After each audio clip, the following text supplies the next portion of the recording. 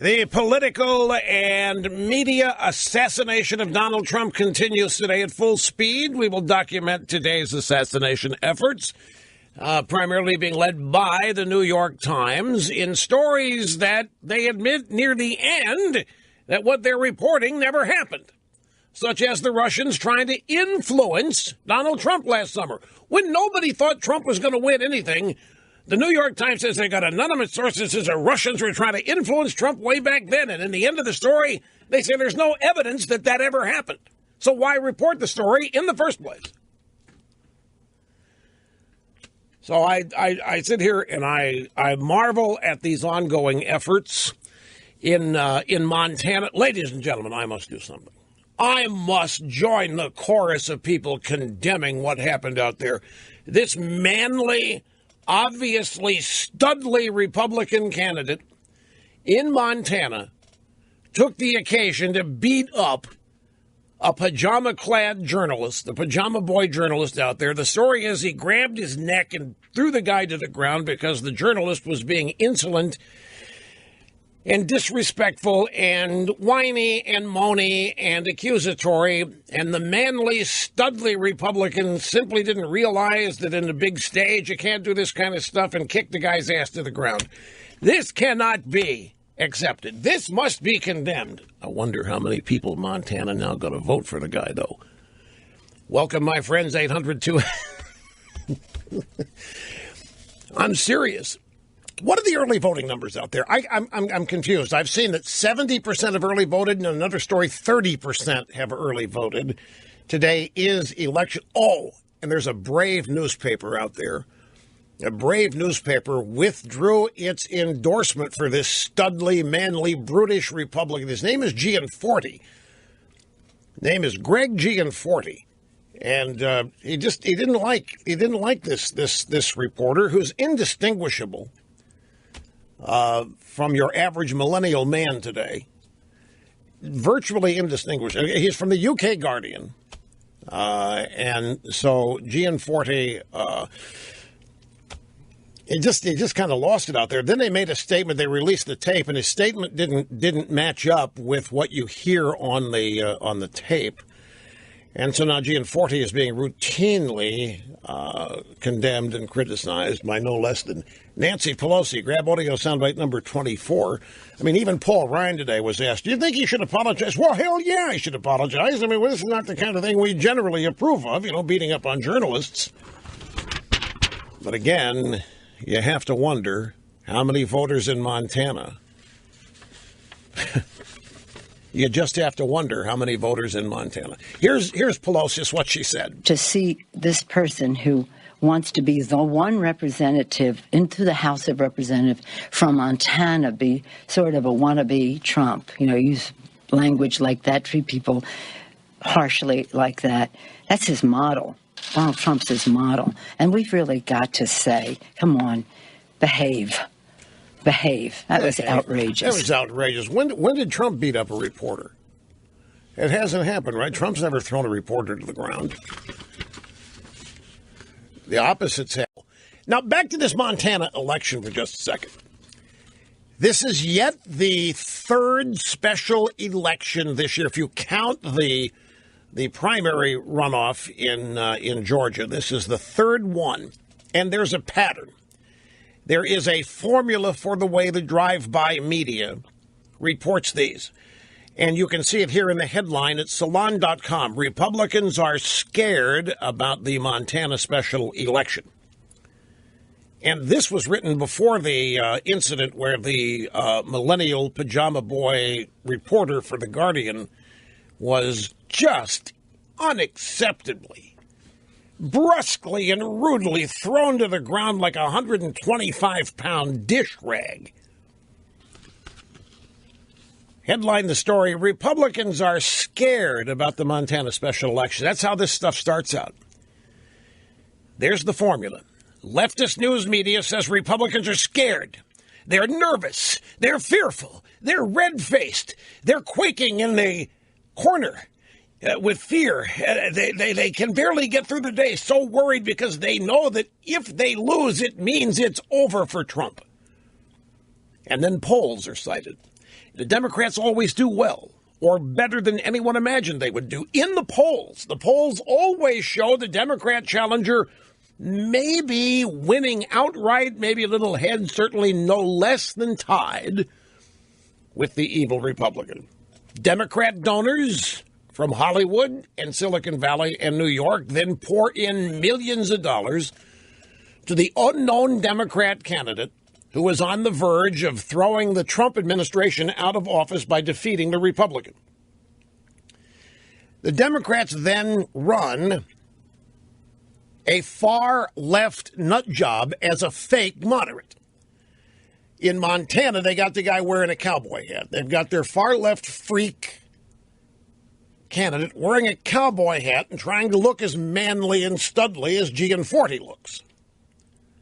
They've got him out there singing Western tunes on haystacks and in front of barns and stuff with the smell of cow manure all over in an attempt to hide the fact the guy is a screaming leftist, like the 125-pound thrown-away dish rag reporter that Gianforte unacceptably, rudely, we just can't stand for this, threw to the ground. And then Election Day comes. The media is all excited. They've pumped it up. They've revved it up.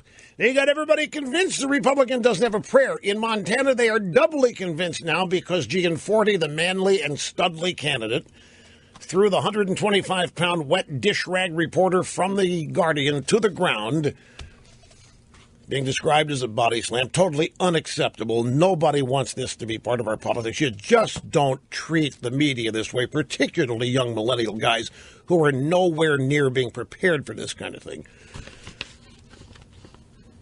Then the election comes, and the Democrat loses. That's been the case in every one of these special elections since Trump was inaugurated. The reason these elections exist is because Trump has taken these representatives and put them in his administration. In this case, it's Greg Zinke has been removed from his congressional seat from Montana. He'd been moved into the administration, so that's why this special election. And the formula is they build a Democrat up. The Republican has no prayer because the Republican represents Trump and the country hates Trump. And the Democrat defeating the Republican is going to signify the country realizes it's made a mistake and wants to get rid of Trump, hates Trump, totally supportive of any effort to get rid of Trump. And then the Democrat loses. And they end up blaming everybody but themselves. We'll have to see if the pattern holds. The election is today, and again, there's been a lot of early voting out there. At least 30% have early voted. You have to wonder, of the early voters, Mr. Snerdley, they voted before the studly and manly Republican Gianforte rudely, unacceptably, intolerably tossed a 125 wet dish rag reporter from the Guardian to the ground. I wonder how many of them wish they could re-vote and change their vote. Well, we don't know. There could be a surge of people that were planning on staying home that might now surge to the polls. Maybe you can get some calls from Montana. But now you're going to have to be careful because anybody can call here and say they're from Montana. So you're going to have to bone up some Montana geography, and you're going to have to be able to ask them questions that only a native Montanan would know.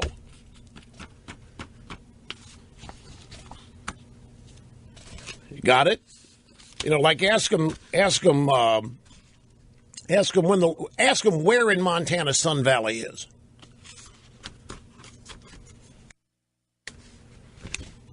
You know, little questions like that as you ascertain where there are, if there are, folks, this is a risk that you run. I mean, you say you want calls. Why I don't do it very much. Now, we used to do days where we had calls only from women. That's not hard. I mean, of course, millennial men today could probably fake being women more easier than anybody's ever been able to do it. But back in the old days, it was impossible to do. However, when you say anybody from Montana, please call anybody. I mean, can call from Hawaii and claim you're Montana. And how do we know? So I just want to know. I want you to be aware up front. And it's not. I'm not putting out a request for exclusive calls from Montana. just if there are any of you in Montana who want to call in and weigh in on the local reaction to this outrageous, unacceptable, beneath the dignity of everybody's story that occurred out there. Now, about the Democrat candidate, his name is Rob Quist. And here's a story from about 8 days ago, PJ Media. Montana Democrat Rob Quist silent on genital herpes in tax evasion case. You didn't know about this? Rob Quist, a Democrat candidate to replace former Congressman Ryan Zinke, refused to answer questions about his health issues, highlighted by court records in a decades-old medical malpractice suit. The October 1994 lawsuit is a current issue because the Democrat, Rob Quist, used it as recently as March to excuse more than $27,000 in debts and property taxes that were not paid off until this year. He has used his own medical history as an issue in the campaign, attacking the Republican health care bill. The health issue surfaced on Tuesday in a report by the Washington Free Beacon. The reporter reported on the medical malpractice suit filed in 1994, dismissed in 1996, in which Quist sued surgeon Dr. Rach Boyer over an alleged botched gallbladder operation. So Quist is using his past health issues to prove we need Obamacare is what he's trying to do here. When people look into it, they find that he is a typical leftist. He's whiny. He likes to sue everybody, and he's got herpes.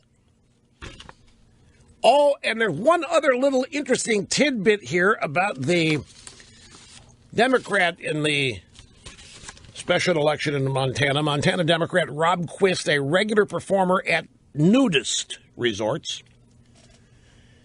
Quist promises to bring the values of rural Montana to they've got the guy out there in a cowboy hat on haystacks singing country western tunes.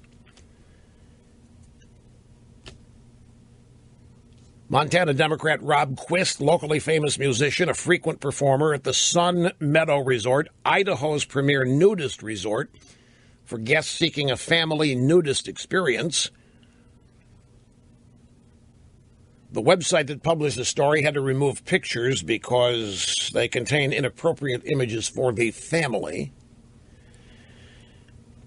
Quist, running to represent Montana in Congress, featured front and center on the nudist resort's website, playing the guitar with his singing daughter. Both are clothed, though others on the website's homepage are not.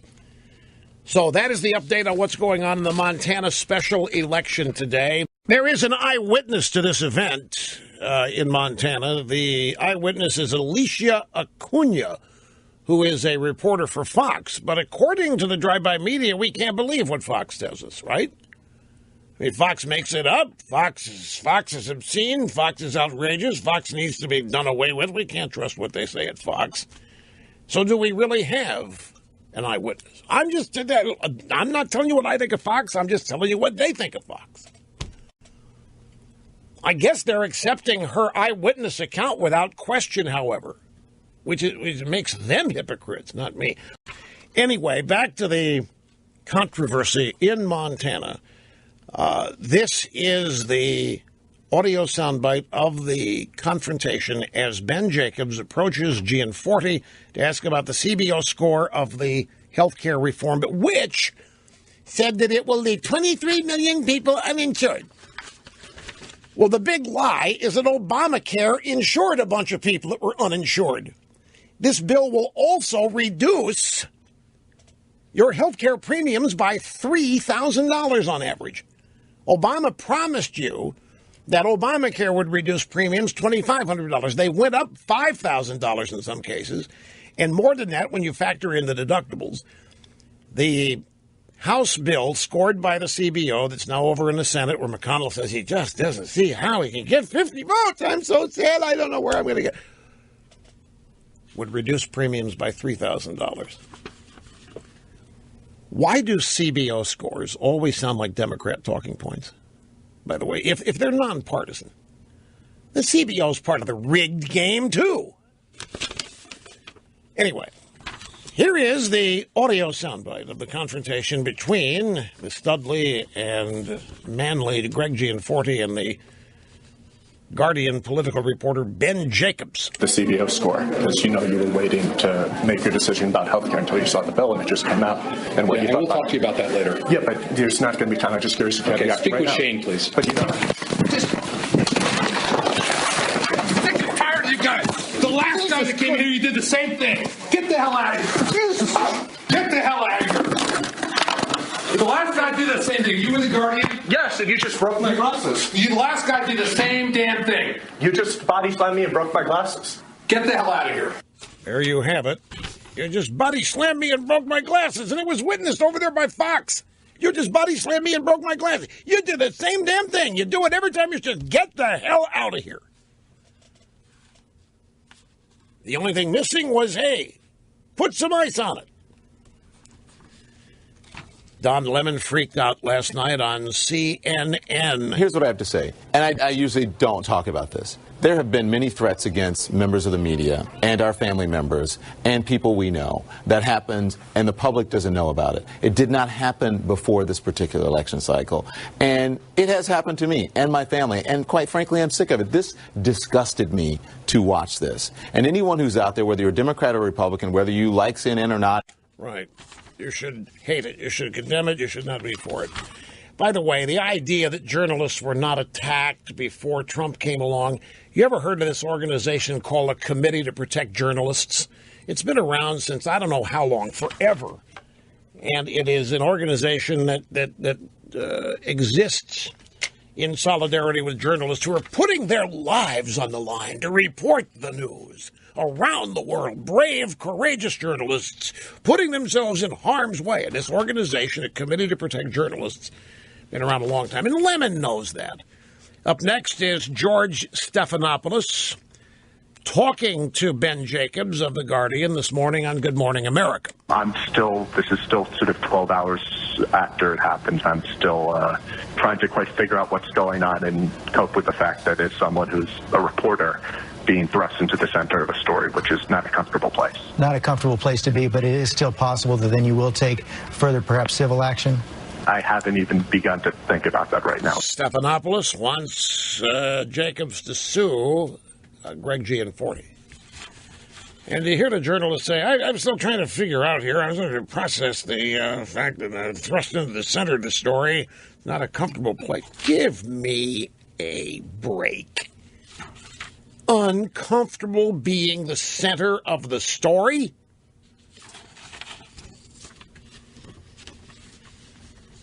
It's just the exact opposite if you ask me. I'm not making it up, folks. Wind against the skin was the events at the nudist camp that this Quist guy and his daughter performed at. Now, Quist didn't pay his taxes.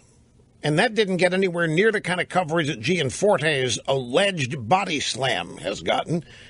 Quist, as the Democrat, his past debts and tax liens total about $30,000, some dating back 20 years. Quist acknowledged not paying property taxes in 2007, 2011, and 2012, and other debts that led to collection agencies filing in court for payment. This is the guy the Democrats have nominated. So the debts were paid off this year. I wonder how he was able to do that. They got the debts paid off, even though they've been delinquent since 2007. Several of his concerts at the Nudist Sun Meadow Resort, that's what it's called, the Nudist Sun Meadow Resort, and I think it's over in Idaho, came during a period when he claimed he was unable to work due to significant health problems caused by a botched gallbladder operation that led to reports he's got herpes and so forth. The earliest known concert in which Quist performed at the Nudist Resort came during the second annual Skin to the Wind Festival of Fun in 2009. Official title, Skin to the Wind Festival of Fun. Happened in 2009. Quist headlined the Skin to the Fin, the Skin to the Wind Festival. He headlined it back in 2009. which also included Friday night volleyball and a DJ dance. Quist returned to the nudist resort for a 2011 concert with his daughter, and again in 2012. That was in the 5th annual Skin to the Wind Festival of Fun. Quist played again at Sun Meadow alongside his daughter in 2014, and she still plays at the event. Say, we have some breaking news here from LifeZet News. It's actually a bombshell. The eyewitness, Alicia Acuna, is now walking back original claims. She's now admitting that Gianforte did not grab the Pajamaboy reporter from The Guardian's neck. Says that the first-hand account may have misled on a key aspect. Said she saw his hands go up, but now she can't be sure that he actually grabbed the reporter's neck. And that concludes our first busy broadcast hour. Much more coming. Don't go anywhere. Here we are, folks, back at it. Rush Limbaugh meeting and surpassing all audience expectations every day. Great to have you. Telephone number is 800-282-2882, and the email address lrushbo@eibnet.us. If you are in Montana and you want to continue to call to weigh in on this, feel free, but the rest of you should now feel wide open.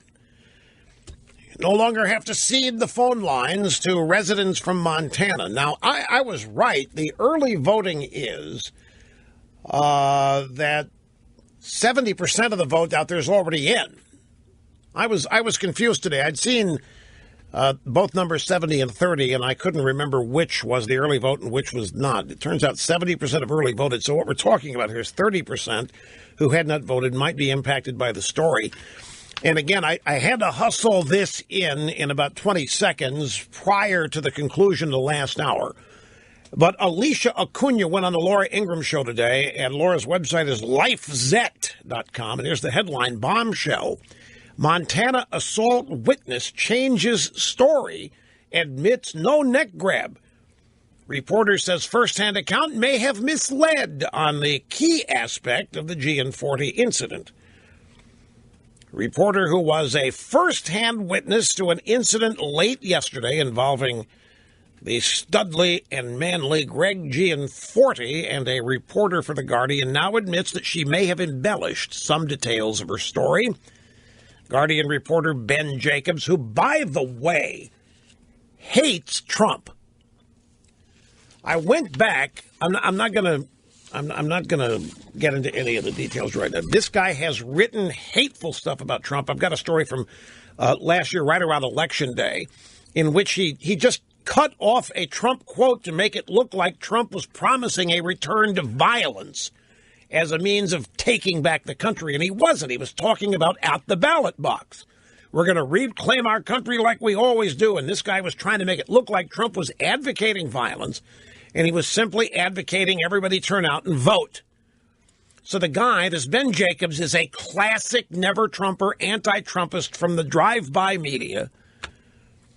And I guarantee you is smug and arrogant and all of these characteristics that tend to put people off, particularly when they're in combination, like arrogant smugness or arrogant conceit. Those two things just, as a personal pet peeve of mine, just rub me the entirely wrong direction. So this guy's already got it in for Trump, and he's obviously got it in for Gianforte, who is said to be a Trump supporter. Trump won Montana by a healthy advantage. The Guardian reporter Ben Jacobs claimed that Gianforte body slammed him and broke his glasses at the event last night. Local authorities have brought misdemeanor assault charges against Gianforte. There is so far no direct video of the incident. Only audio has been produced publicly, which we aired last hour. And among the small handful of eyewitnesses was Alicia Acuna of Fox News. And look, it may sound funny to you, but I'm dead serious here. The drive-by media relying on a Fox reporter, they hate Fox. What do they say Fox is fake news. They say Fox makes everything up. And yet all of a sudden now they want to take as unbreakable testimony, the eyewitness account of a Fox reporter, of course, because it serves their purpose. Acuna wrote a report that was published on Fox News that detailed what happened. At that point, Gianforte grabbed Jacobs by the neck with both hands and slammed him into the ground behind him.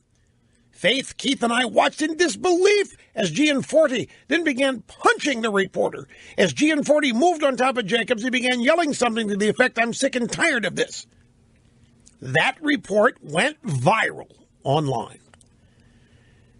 But Alicia Acuna admitted this morning on the Laura Ingraham show that she may have embellished the neck grab. "Yeah, I'm the one who said that," Acuna said. I saw both his hands go up, not around his neck in a strangling type of way, but more just on each side of his neck, and he grabbed him, and I guess it could have been on his clothes. I don't know. I guess it could have been his collar. I don't know. Acuna was asked if that meant she was changing her story.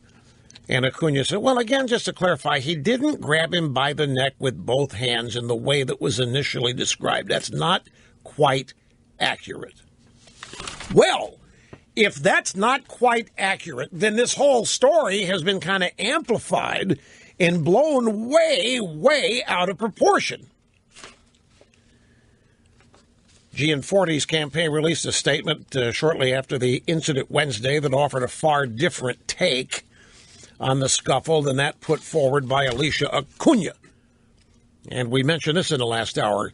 The statement was, tonight, as Greg was giving a separate interview in a private office, the Guardian's Ben Jacobs entered the office without permission, aggressively shoved a recorder in Greg's face, began asking badgering questions.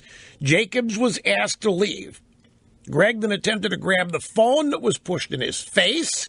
Jacobs grabbed Greg's wrist and spun away from Greg, pushing them both to the ground. That's the candidate's official statement. And so, again, it's a relevant factor. 70% have already voted. I wondered how many people who have already voted and then heard this would like to go back in there and change their votes. We shall see. We will get the election results tonight. This, folks, here are the top 5 stories at the Hill. Most interesting stories, as rated by viewers and readers. 5 things to watch in Montana's special election. GOP on edge over Montana election. GOP frustrated by slow pace of Trump staffing. Montana GOP hopeful charged with assault. Montana Sheriff's Department investigating after GOP candidate body slammed. A reporter. 4 of the top 5 stories are about the Montana election at thehill.com. That's how much the media is invested in this. See you tomorrow, folks.